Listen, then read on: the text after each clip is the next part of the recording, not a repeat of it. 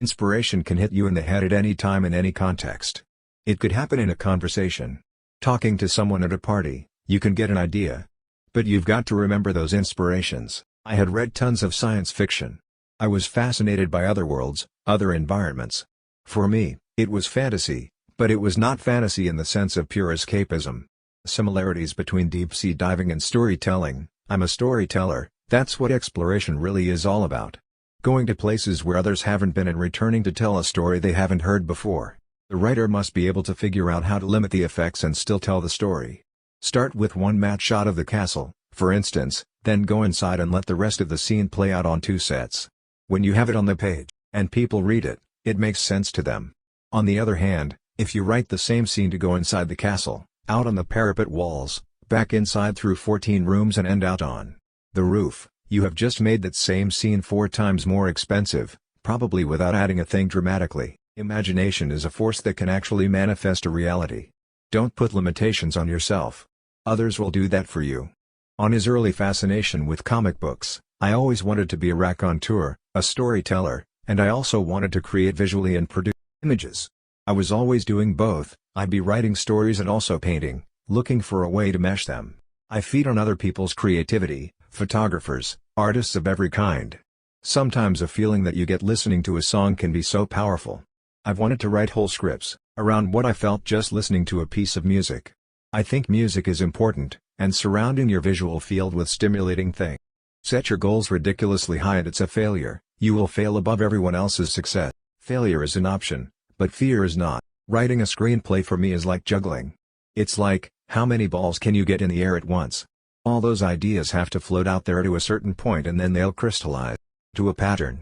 It sometimes takes me 3 or 4 days to get into a headspace where I can do that, and if I get interrupted at any point I have to start over.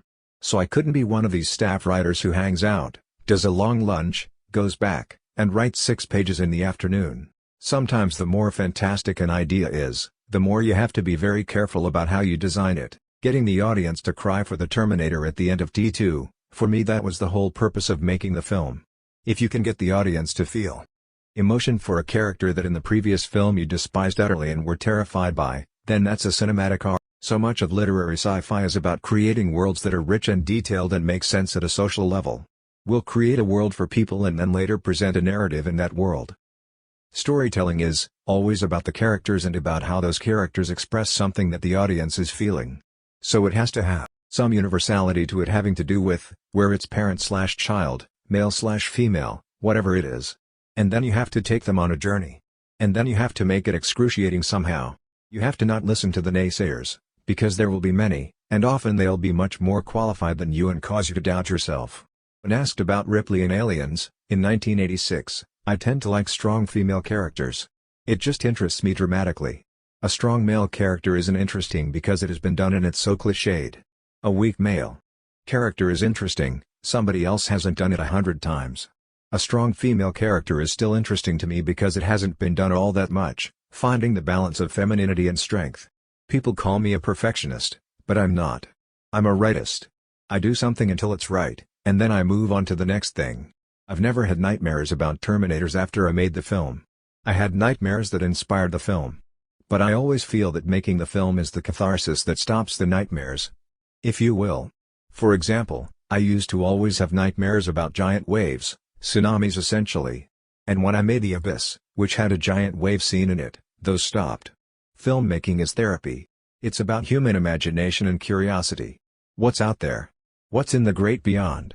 What exists at levels we can't see with our 5 senses? There are many talented people who haven't fulfilled their dreams because they overthought it, or they were too cautious, and were unwilling to make the leap of faith.